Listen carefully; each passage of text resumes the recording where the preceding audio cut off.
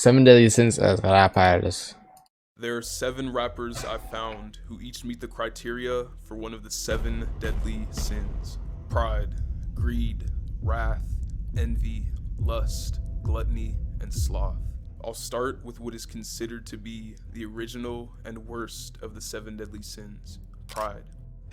Pride is defined as believing that one is essentially better than others, failing to acknowledge the accomplishments of others, and excessive admiration of the personal self. The rapper who best matches this description of pride is Drake. Drake is no doubt For real? the rapper who Take these steps. Believing that one is essentially better than others. and excessive admiration of the personal self. For real? You think it's Drake? Who best matches this description of pride is Drake. Sex red finna be lust 100%.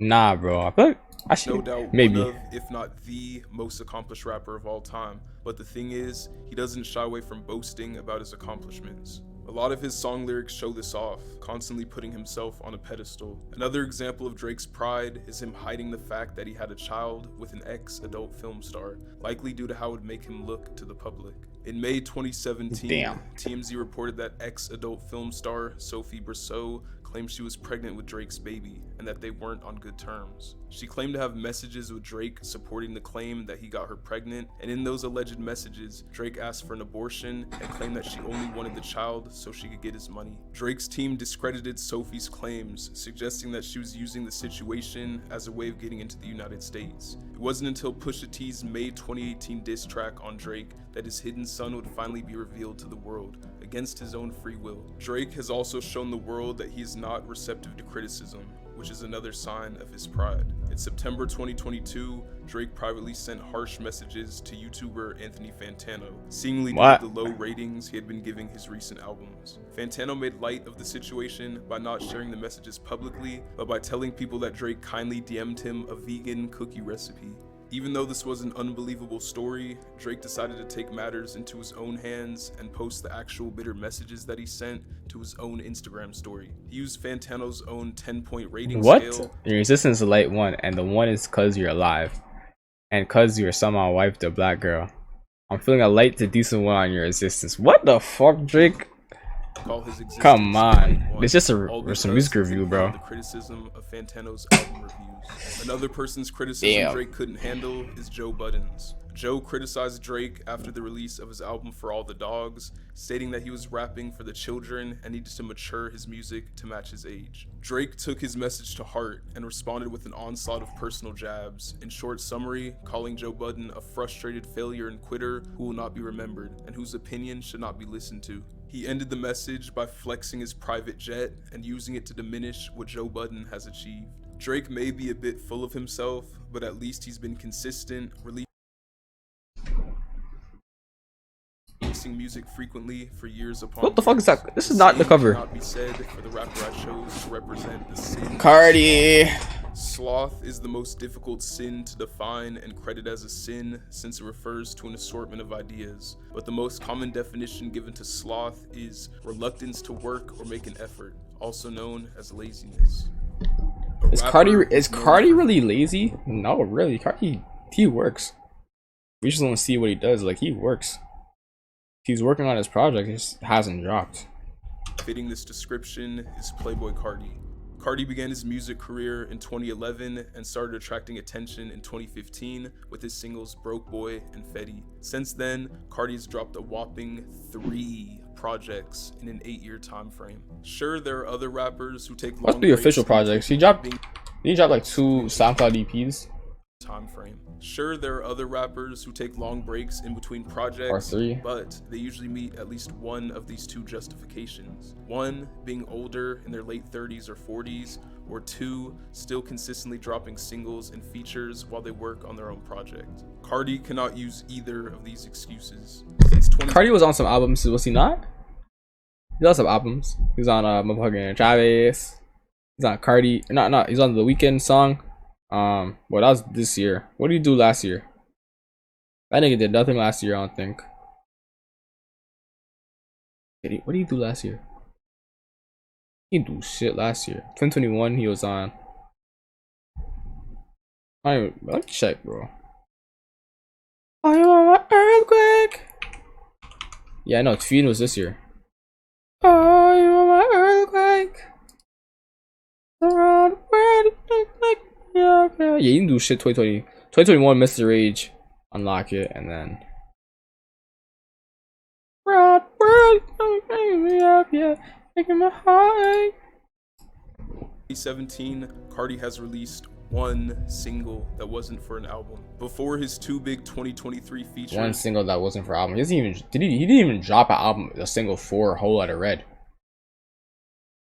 Last single he dropped that wasn't for an album or feature was At Me, yeah. Travis Scott and The Weeknd. Cardi had 0 features done for all of 2022 and only 7 total from the 2 years before that. It's not only his music releases where Cardi is sparse, as he also rarely posts anything online to social media.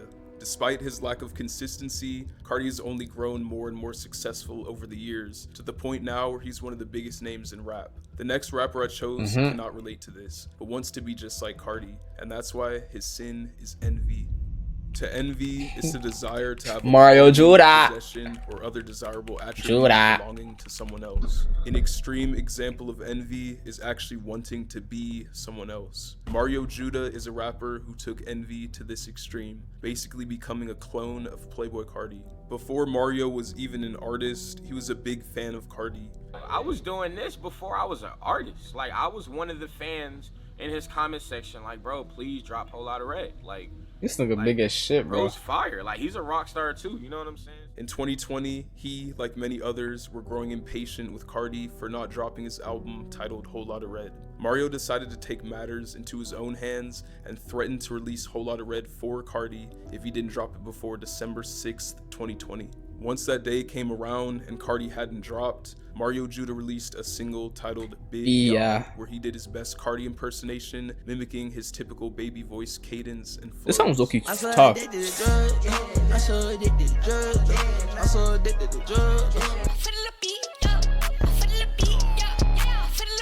This song was hard, bro. After the release of this song, Mario Judah announced that it was only track 2 of his own entire Whole Lotta Red project that was on the way. On December 8th, 2020, Mario Judah once again threatened Carti, this time saying that he would drop his own version of Whole Lotta Red if Carti didn't drop his album by December 11th. I'm gonna do what I can to try and get him to drop. If I try to alert him and threaten him with a song, maybe he'll hurry up and drop.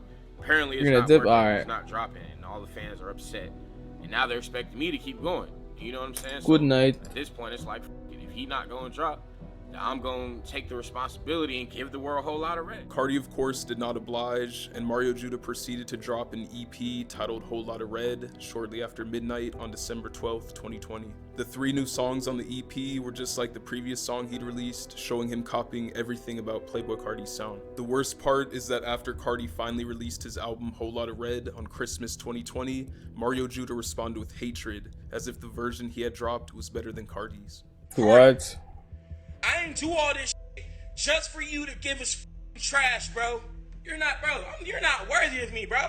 The Carti imitation songs Mario Judah made were extremely successful, all being his most viewed tracks, but it ruined his reputation as an artist, trying to capitalize off of someone else's style. It did greatly boost his following and notoriety, so I think it's safe to say he overall gained from this situation. Someone else who gained from a situation is the rapper I selected to represent the sin, gluttony. Gluttony is the overindulgence and overconsumption of anything to the point of waste. The rapper Lucky unfortunately meets the criteria for gluttony. Lucky is a rapper from Chicago who began his music career in late 2012. Looking at pictures of him early on in his career, you can see that he had a skinny body build. Look at pictures of him now, and it's quite the opposite. But what was it that caused Lucky's continual gain of weight? Well, it actually all started after he stopped doing the drug Xanax. Lucky was a frequent user of Xanax to the point where he took 10 pills in a single day. But in 2016, he chilled on the Xans and found another drug that would change his life forever. It was around this time when Lucky first began drinking lean.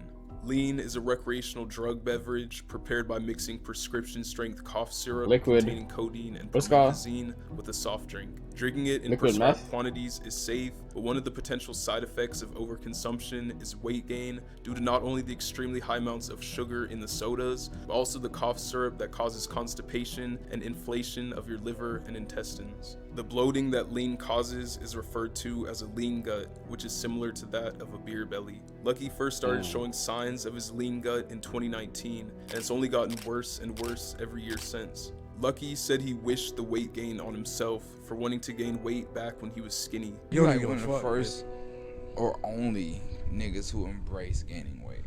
It's really like a little karma thing, not karma, but I wish this on myself because I used to want to be like Sosa and Gucci Man, and I was Gucci skinny as hell Man. trying to get a little pudge. Then I got it, but I stopped caring about having it. You feel me? I wish this on It didn't myself. stop growing. Now his lean addiction is so bad that he doesn't even like thinking about how much it's cost him. How much you think you spent on it? I don't like thinking about that. Yeah. What's the most you paid for a pint?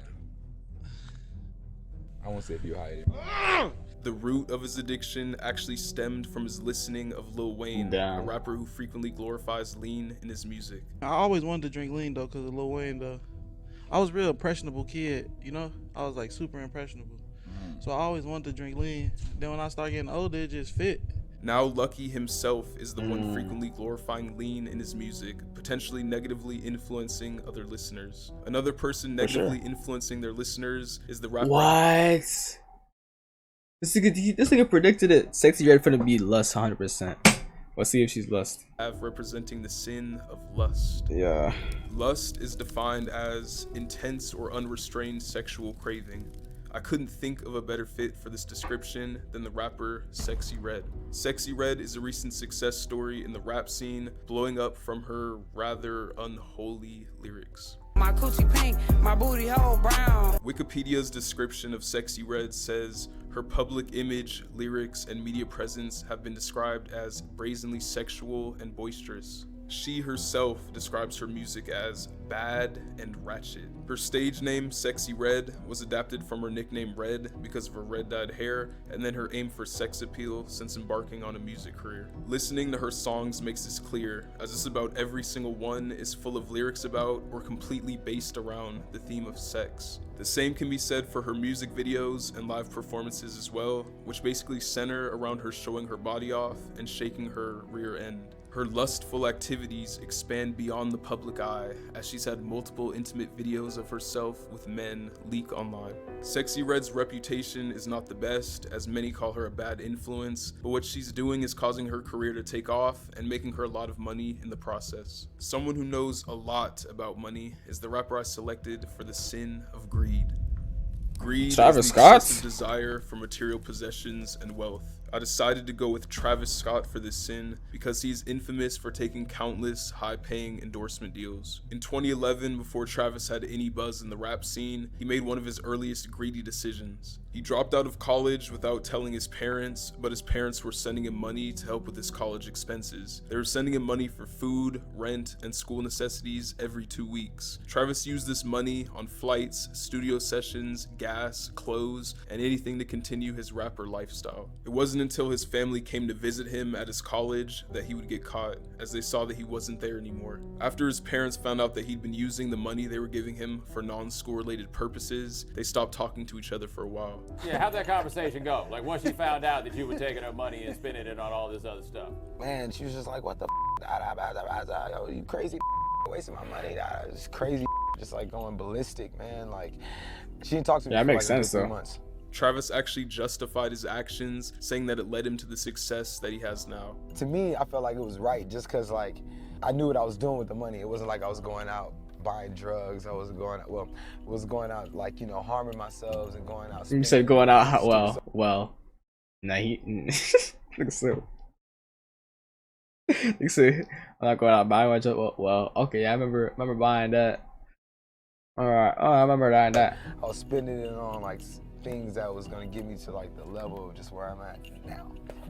One day in 2012, after returning from work on Kanye West's Cruel Summer album, Travis forgot everything in his hotel, including his luggage and his MacBook. Instead of going out and purchasing a new computer, he decided to leech off his friend Tony and use his constantly until he proclaimed it as his own. One day in mid-2013, Tony went to grab his MacBook and Travis didn't allow him. He snagged the computer out of Tony's hands and a fight almost broke out. Travis then left with the MacBook in his hands and Tony flew home to Houston. He says that they haven't talked since. In June of 2013, Travis signed his first ever endorsement deal with Reebok, and since then has collaborated with Nike, Dior, McDonald's, Fortnite, Netflix, then has collaborated with Nike, Dior. That's the first time I haven't seen Travis Scott with the normal braids. With the normal shit. This is the first time. What the fuck? Not the first time, but I remember him having the short hair, but this is the second time with like different hairstyle. What the fuck? McDonald's, Fortnite, Netflix, A24, Anheuser-Busch, Reese's Puffs, PlayStation, NBA 2K, Hot Wheels, Connected Cannabis, Bin Shrill, Byretto, and Helmut Lang. In 2019, Travis performed for the Super Bowl 53 halftime show, even though several other musicians turned down offers due to their support for Colin Kaepernick after his national anthem protests against police brutality. Travis was criticized for accepting the invitation, but the exposure he gained caused his performance fee to double from $500,000 to $1 million after the event took place. Travis's continual pursuit of wealth is why he's currently worth an estimated $90 million, which is about 90 million more than the rapper I have representing the sin, Wrath.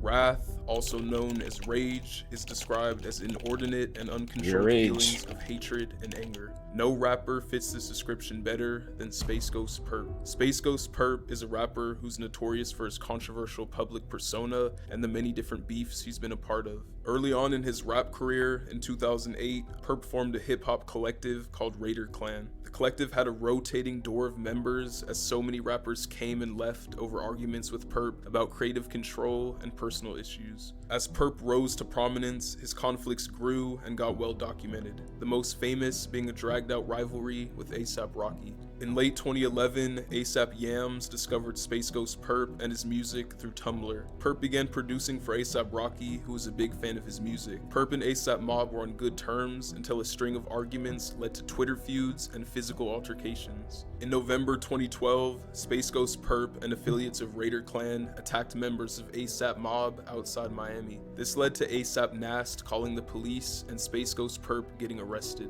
In March 2013, Space Ghost Perp and affiliates again attacked A$AP Mob in their home city of New York. The feud began to die down after this in terms of aggression and returned to social media beef. In January 2016, Perp made a series of disrespectful tweets about A$AP Yams, who died from a drug overdose in 2015. This caused a whole new beef with his former Raider Clan member Denzel Curry, along with rapper XXXTentacion. Their beef was basically a string of heated diss tracks that eventually led to X getting a Perp tattoo on his wrist. Over the years, as Perp has fallen from fame, he's often channeled his anger on Twitter, where he's frequently gotten suspended for homophobic, racist, and channeled his anger on Twitter, where he's frequently gotten suspended for homophobic, racist, and misogynistic tweets. Perp has claimed he should be taken at his word, stating the complex, "If I'm mad on Twitter, bitch, I'm mad for real. Mad is mad. It ain't cyber mad. When I'm mad, I'm mad. On Twitter, off Twitter." Perp was arrested multiple other times, like for assault with a deadly weapon and for assault of a woman in North Carolina. The karma for all his wrath seems to have caught up with him, as he reportedly went broke and was even homeless. But I don't think you can say that he didn't deserve it. Some got my name on his stomach, and I don't know, it's weird. He mailed me his laptop. He wanted me to mix his album or whatever. I don't know. He wanted me to sign his laptop or something like that. This is his laptop right here. So we just gonna do this, all right? And this is what we gonna do. All right, you I'm breaking this shit too because your music is so trash. What you thought I was gonna mail it back to you? That's what you thought? But guess what? Damn. You're not getting it back. Damn. That sucks. Damn. That nigga got There's his 7 laptop clicked. rappers. See, that nigga not getting that shit. Why is Space Ghost Perp act like that? I thought it was gonna be wholesome and be nice for once. Yeah.